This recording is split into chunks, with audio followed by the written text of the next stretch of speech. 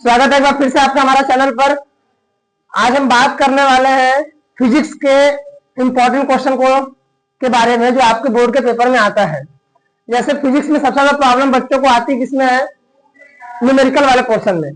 तो मैं आप लोगों के लिए जो है जो सेलेक्टिव न्यूमेरिकल है जिस टाइप के पेपर में आते हैं या लगभग उसी टाइम हो सकता है कि कुछ क्वेश्चन तो एकदम जैसा मैं बताऊंगा वैसे का वैसा ही आपको पेपर में मिल जाए। तो मैं यहाँ पे आज शुरू करने वाला हूँ और टॉपिक वाइज मतलब सीक्वेंस में नहीं आएगा, जैसे जैसे जो क्वेश्चन आते जाएंगे मैं आपको वैसे वैसे बताते जाऊंगा। जैसे यहाँ पर देखिए पहला क्वेश्चन जो आपके सामने है, फिजिक्स अगर आप लोग पढ़े होंगे या पढ़ रहे होंगे क्योंकि पेपर में ज्यादा समय बचा नहीं है, तो जो बच्चे नहीं पढ़ रहे तो भी पढ़ना शुरू कर दिए हैं। ये टॉपिक है एलसीआर, प्रत्यावर्ती धारा चैप्टर का नाम है, उसमें एक टॉपिक आता है एलसीआर। एलसीआर सर्किट की बात होती है, एलसीआर परिपथ, जिसमें एल मतलब होता है आपका प्रेरकत्व, सी मतलब धारिता और आर मतलब क्या होता है प्रतिरोध। तो तीनों चीज इसमें दिया हुआ है। इसमें पूछा क्या क्या है, देखो पूछा कि परिपथ में धारा बताइए, प्रतिरोध पर विभव मतलब प्रतिरोध पर विभव बताना है और प्रेरकत्व तथा संधारित्र के विभवों के बीच कालांतर बताना है। चलिए शुरू करते हैं हम लोग। जो जो दिया है पहले उसको लिख देता हूँ, तो मैं इसी में डिनोट कर देता हूँ। ये आपका आर है, सिंबल पता है, ओमेगा मतलब क्या होता है, आर का मात्रक होता है, प्रतिरोध का मात्रक होता है। एच मतलब हेनरी, हेनरी होता है प्रेरकत्व का मात्रक, इसको एल से दिखाते हैं। और ये आपका जो जो ऐसे दो डंडे खींच के दो लाइन खींच के बना रहता है उसको धारिता बोलते हैं। सी इक्वल टू आपका होगा 120, ये वोल्ट यहाँ पे ले जाएगा, क्वेश्चन में स्कूल था ये होगा आपका फैरेड। क्या होगा, फैरेड है। तो 120 फैरेड, 120 हेनरी और 400 ओम। और ये आपका जो क्या है, ये एसी प्रत्यावर्ती धारा का संकेत है, प्रत्यावर्ती वोल्टेज, प्रत्यावर्ती वोल्टेज मतलब धारा नहीं वोल्टेज है ना, तो प्रत्यावर्ती वोल्टेज का संकेत है ये। मतलब ऐसे बना के ऐसे किया रहेगा। तो उसका भी मानता हमको दे रखा है कितना, 200 cos 50 पाई t वोल्ट। ठीक, चलिए हमको धारा इसमें मान लीजिए यहाँ धारा आई निकला है और यही धारा इसमें आई जा रही है, यही आई बताना है आपको पहले। और आई इक्वल टू होता क्या है, I naught sine omega t. क्या होता है, I equal to I naught sine omega t. अब यहाँ पे देखो जो भी दिया हुआ है, जो परिपथ का जो वोल्टेज दिया हुआ है वो दिया है 200 cos 50 पाई टी, लेकिन यहाँ पे धारा किसमें है, वो साइन के टर्म में है और यहाँ किसके टर्म में है, कॉस के। तो इसको बना लीजिए इसको साइन के टर्म में, ये हो जाएगा 200 साइन पाई बाई 2, या ऐसे लिख लो, एक minute, sine 50 pi t plus pi by 2। तो इसको सॉल्व करेंगे तो cos 50 पाई टी आएगा, sine 90 plus theta cos theta ही होता है। तो मैंने इस cos को किसमें कन्वर्ट कर दिया, साइन। इसका ज्यादा यूज है नहीं, लेकिन मैं आपको समझने के लिए बता दे रहा हूँ कि अगर आपको कभी cos में दिखेगा तो उसको साइन में पहले कन्वर्ट कर लीजिएगा। तो अब आपको जो आई निकालना है, अब आई जो है इसमें मतलब कि आई नॉट की ही वैल्यू निकालनी है, क्योंकि इस परिपथ में जो करंट जाएगा वो कौन सा जाएगा, आई नॉट जाएगा। तो जब तीनों चीज आपका मिक्स होता है, मतलब अकेले अकेले होता तो आराम से निकल जाता, इसमें आर भी है, एल भी है और सी भी है। और हमको आई नॉट निकालना है, तो आई नॉट का फॉर्मूला होता है V naught upon R. I naught equal to क्या होता है, वी नॉट अपॉन आर। ये तब होता है जब परिपथ में केवल और केवल क्या होता, प्रतिरोध होता।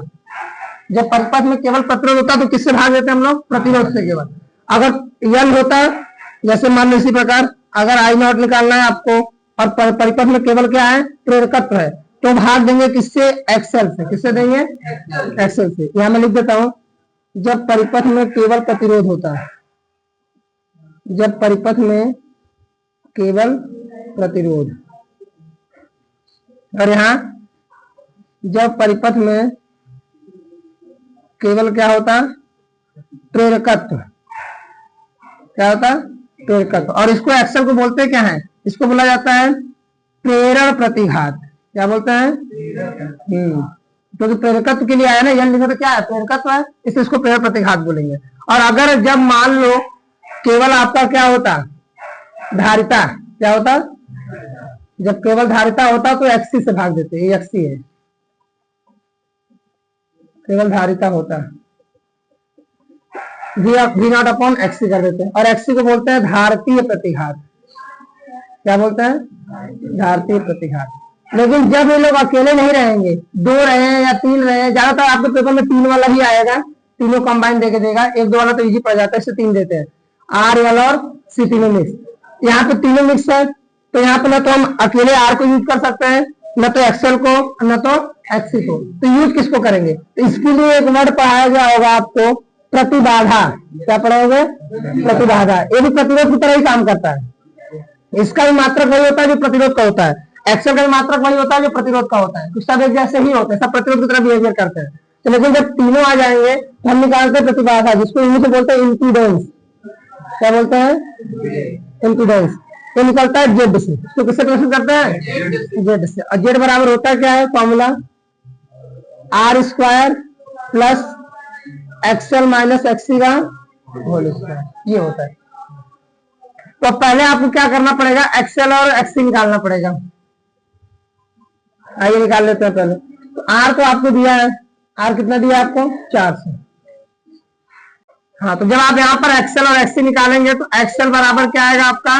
XC। आप निकालेंगे एक्सएल इक्वल टू होता है omega L, XC equal to होता है ओमेगा C। ओमेगा की वैल्यू बताया मैंने, T के जस्ट बगल वाला दिया जाता है, और L यहाँ पे दिया हुआ है, C यहाँ पे दिया हुआ है। तो इसको रख के आप सॉल्व करेंगे तो दोनों इक्वल आएगा। तो जब यहाँ इक्वल हो जाएगा तो ये वाला टर्म क्या होगा? खत्म हो जाएगा, 0 हो जाएगा। बचा क्या? Z इक्वल टू रूट में R²। मतलब कि कितना आ गया आपका? R आ गया। और R कितना है आपका? 400। तो Z की वैल्यू कितनी आ गई? 400 आ गई, है ना। अब हमको निकालना क्या? I0। तो I0 इक्वल टू क्या हो जाएगा? V0 upon Z। अब V0 की वैल्यू क्या होती है? जस्ट यही बाहर वाला, क्योंकि V0 साइन ओमेगा टी होता है ना। V0 यही कितना है? 200 किया है ना, इसको रख यहाँ पर 200। और Z की वैल्यू कितनी है? 400। इसको सॉल्व करेंगे तो कितना आ गया? 0.5 एम्पियर। तो मतलब कि इस परिपथ इसमें क्या नाम है, इस परिपथ में जो धारा जाएगी कितनी जाएगी? 0.5 एम्पियर। ठीक, पहले क्वेश्चन का आंसर निकल गया, परिपथ में धारा। न्यूमेरिकल वैल्यू निकलेगी। अब अगर पूरा उसका प्रत्यावर्ती वोल्टेज के रूप में, फंक्शन के रूप में निकालना होगा तो क्या लिखोगे आप? I equal to I0 sine omega T, है ना। कितना? I equal to I0 sine omega T. और आपको पता होना चाहिए कि I0 साइन, ये सब कुछ सेम रहेगा, जो यहाँ पर वही चीज यहाँ पे लिखेगा। ये हो जाएगा 50 पाई टी प्लस π/2 और प्लस फाई। आप जब कॉन्सेप्ट पढ़े होंगे तो जब हम लोग कंडीशन पढ़ते हैं प्रतिबाधा वाला, तो जैसे ऐसे डायग्राम बनता है। इधर आपका R होता है, ऊपर होता है आपका क्या? XL माइनस XC, और यहाँ पर आपका इसका रिजल्टेंट क्या जाता है? Z जाता है ये। तो ये Z जो है R से कितना डिग्री आगे है? 5 डिग्री। तो इसको बोलते हैं कला। क्या बोलते हैं? कला। 5 कला आगे। तो इसलिए मैंने विभवांतर से, अगर इधर आ रहा है तो इधर V दिया होगा, तो V से कितना आगे है? +5, इसलिए +5 मैंने जोड़ दिया। तो लेकिन इसमें ऐसा नहीं बोला है कि टाइम के रिस्पेक्ट में हमको बताए परिपथ में धारा। जब ऐसा समय का बात नहीं करेगा तो आप सीधे क्या निकालोगे? I0, और I0 निकाल के आपका काम खत्म हो जाएगा। ये तब निकालते हैं जब वो बोलता है कि समय के रूप में हमको दिखाइए कि धारा कितनी जा रही है इसमें, है ना। तो इसको निकालने की जरूरत नहीं है। तो चलिए रुक जाइए, देखिए इसी में आगे, जिसको करने की जरूरत नहीं है आपका। चलो, हो सकता है अभी अगला क्वेश्चन, अगर जैसे आगे क्वेश्चन अगर आएगा जिसमें समय के रूप में, समय के रिस्पेक्ट में पूछेगा, तो मैं आपको निकाल के बता दूंगा। तो अभी यहाँ पर आपका काम हो गया, I0 निकल गया। दूसरा क्वेश्चन देखो क्या पूछा है? प्रतिरोध पर विभव। ये तीनों ध्यान से देखो किसमें जुड़े हुए हैं? श्रेणी क्रम में है कि नहीं है? सीरीज में है ना, है कि नहीं? सीरीज में है पूरा, तीनों साथ लाइन से जुड़े हुए हैं। और श्रेणी क्रम में धारा क्या होती है? समान होती है। मतलब जो धारा यहाँ जाएगी वही धारा इसमें, वही धारा इसमें। तो इसमें धारा मान लो I0 जा रही है। क्या जा रही है? I0। तो अब R निकाल, यहाँ पर विभव निकालना है आपको। तो V बराबर आपने पढ़ा हुआ है क्या? I0 इंटू R होता है, होता है कि V बराबर IR होता है। तो I0 इंटू R, I0 की वैल्यू कितनी? 0.5, और R की वैल्यू कितनी? 400। इसको सॉल्व करेंगे कितना आ गया? 200 वोल्ट आया। तो मतलब कि प्रतिरोध का जो विभवांतर है वो कितना हो जाएगा? 200 वोल्ट हो जाएगा। दूसरा क्वेश्चन निकल गया। तीसरा क्वेश्चन समझिए। तीसरा क्वेश्चन आपका वही जो भी डायग्राम कुछ देर पहले मैंने बनाया था उससे निकालना है। कह रहा है प्रेरकत्व तथा संधारित्र की विभव के बीच कालांतर। अब ध्यान से देखना डायग्राम, सीधे डायग्राम बना के आप वहां पर लिख सकते हैं आंसर। इधर होता है आपका VR, इधर क्या होता है? VR। R से 90 डिग्री आगे होता है L। आर से 90 डिग्री आगे कौन होता है? यस। तो 90 डिग्री आगे मतलब कि यहाँ पर होगा, है ना, ये हो गया VL। ठीक, और आर से 90 डिग्री पीछे कौन सा होता है? धारिता, मतलब कि VC। तो नीचे इधर हो गया आपका VC।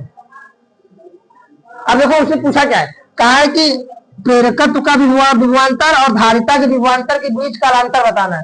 तो ये दोनों कैसे ऐसे है ना, इनके बीच का एंगल जो होगा वही आपका कला होगा। इनके बीच का एंगल कितना है? 180 डिग्री है कि नहीं? तो मतलब तीसरे क्वेश्चन का आंसर कितना होगा? 100। ये हो गया आपका तीनों क्वेश्चन का आंसर। 5 नंबर आपको आराम से मिल जाएगा यहाँ पर। बढ़ते अगले क्वेश्चन की तरफ।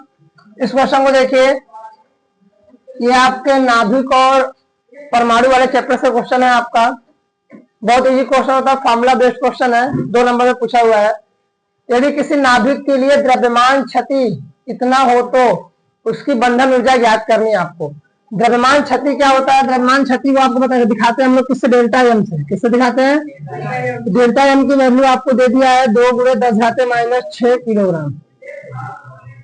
ठीक, आपको बंधन ऊर्जा निकालना है। बंधन ऊर्जा निकलता है ई इक्वल टू होता है फॉर्मूला डेल्टा एम इंटू सी स्क्वायर।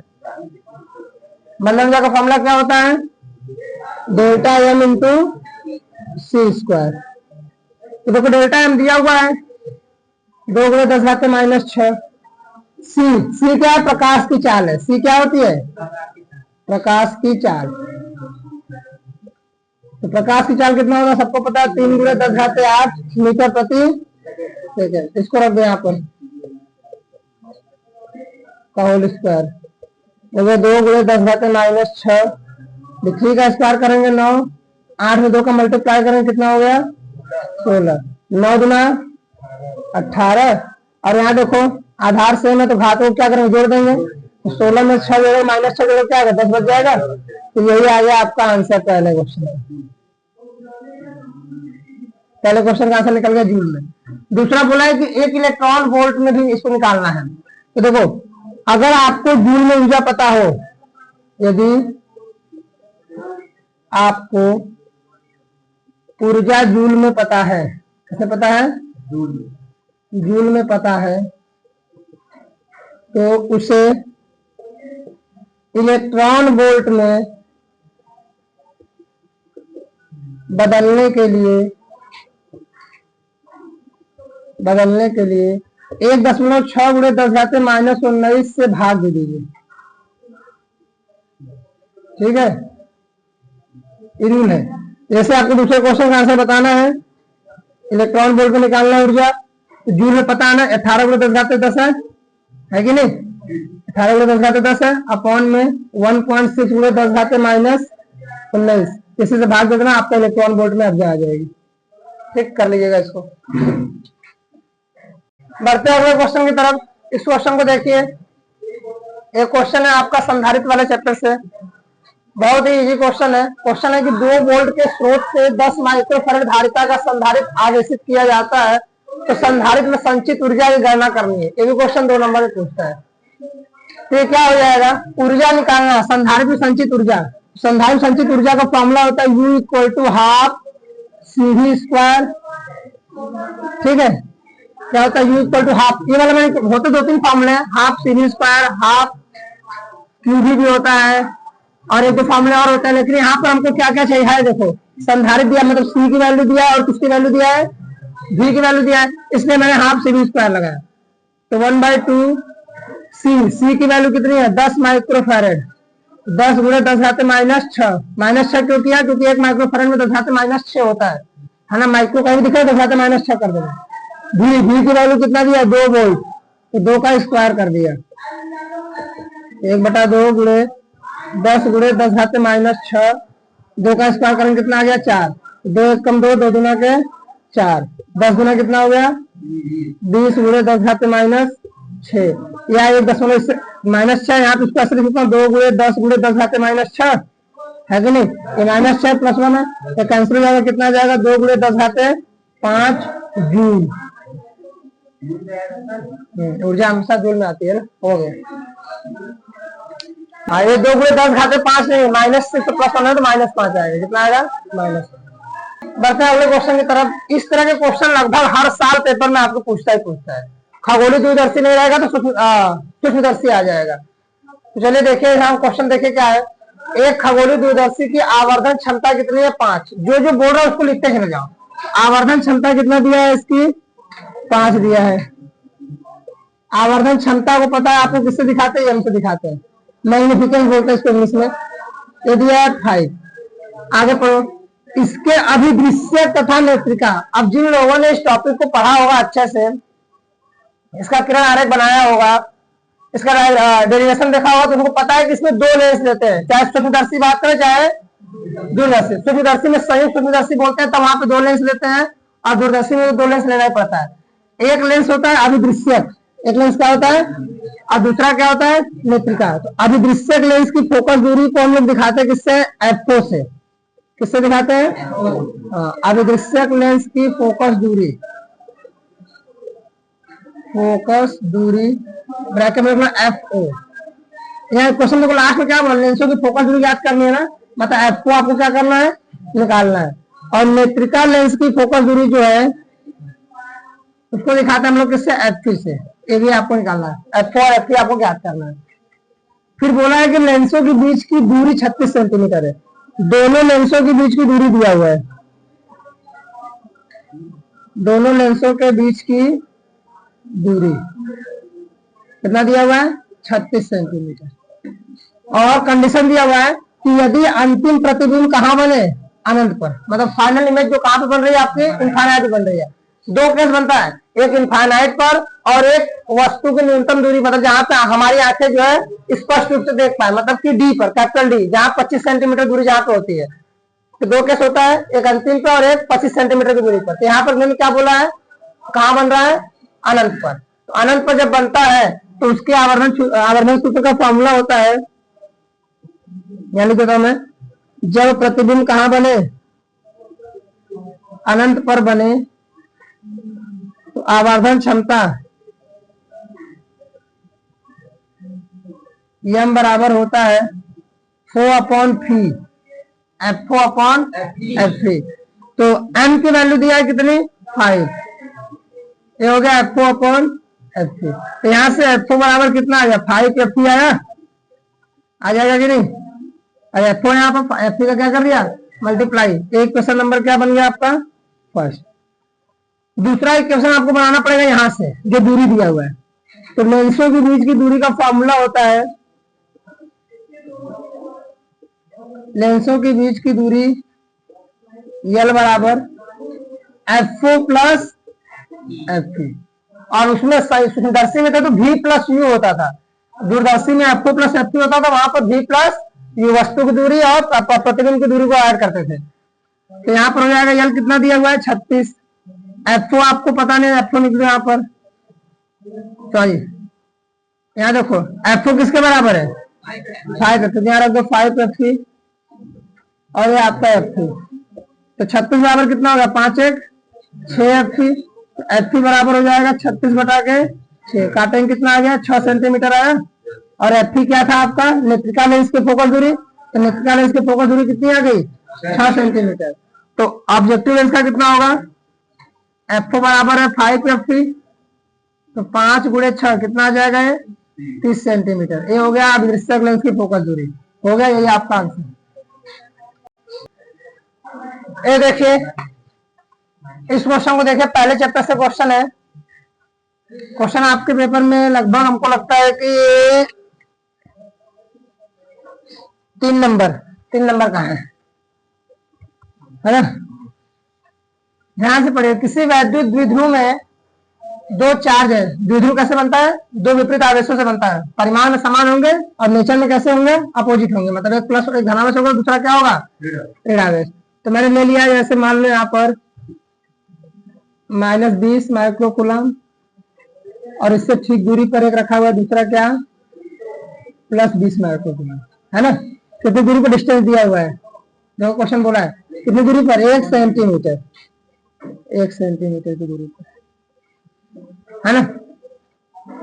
और ये आपका मान लो द्विध्रुव अक्ष है, मेन यही आपका अक्षीय स्थिति इसी में। तो यहाँ से कह रहा है द्विध्रुव के ध्रुव से, ध्रुव यही है, तो यहाँ से 1 मीटर दूरी पर, यहाँ से 1 मीटर की दूरी पर किसी अक्षीय बिंदु पर, मतलब स्थित बढ़ा लो, मान लो यहाँ पर, कहां पर, यहाँ पर कोई पॉइंट P है,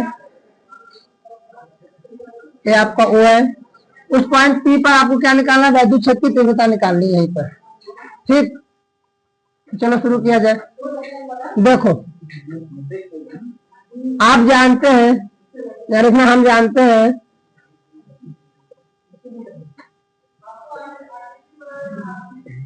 वैद्युत क्षेत्र की तीव्रता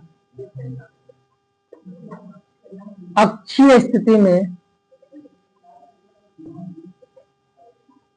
अक्षीय स्थिति में क्या होता है, E इक्वल टू 1/4πε0 Q/r3, ये होता है फॉर्मूला। आर वही पॉइंट है जहां पर डिस्टेंस दिया है, एक मीटर, एक इसकी वैल्यू है, आर की वैल्यू है। पी निकालना है, पी के लिए होता है फॉर्मूला Q इंटू 2L, क्या होता है Q इंटू 2L। तो Q की वैल्यू है 20 माइक्रोकूलम, मतलब -6 L, ये 2L, पूरा 2L की वैल्यू कितनी है, 1 है, कितना है, 1, पूरे 2L की वैल्यू, L की वैल्यू नहीं है वो, क्योंकि द्विध्रुव में डिस्टेंस को हम लोग जब पढ़ते हैं कॉन्सेप्ट, यहाँ पे उसको 2L माना जाता है, कितना माना जाता है, तो 2L की वैल्यू 1 दिया हुआ है। तो P की वैल्यू आ गई 20 × 10⁻⁶ कूलाम मीटर। ठीक, मात्रा जरूर लिखेगा। तो इसको उठा के यहाँ पर रखते हैं, और थोड़ा सा चीज और करिएगा, इस सेंटीमीटर में है ना, उसको मीटर में बदलेंगे तो क्या करना पड़ेगा, 10⁻², तो 10 कितना हो जाएगा, -8 हो जाएगा। लिख देता हूं मैं, क्योंकि 1 सेंटीमीटर बराबर होता है 10⁻² मीटर। कितना होता है, 1 सेंटीमीटर बराबर 10⁻² मीटर। तो चलो रखते हैं 1/4πε0 की वैल्यू पता है आपको, कितना होता है, 9 × 10⁹ प्लस 9, और 2 इंटू P की वैल्यू इतनी आई है 10⁻⁷, upon R cube, R cube की वैल्यू कितनी मीटर में पहले से ही है, तो 1 का क्यूब करेंगे 1 ही होगा। तो देखो 9 गुना के 18, 18 गुना 36, 360 हो गया है, 10⁻⁹, 10⁻⁷, 10 बचेगा केवल, इसका मल्टीप्लाई कर देंगे 3600 न्यूटन पर कूलम मात्रा। ये आ गया आपका वैद्युत क्षेत्र।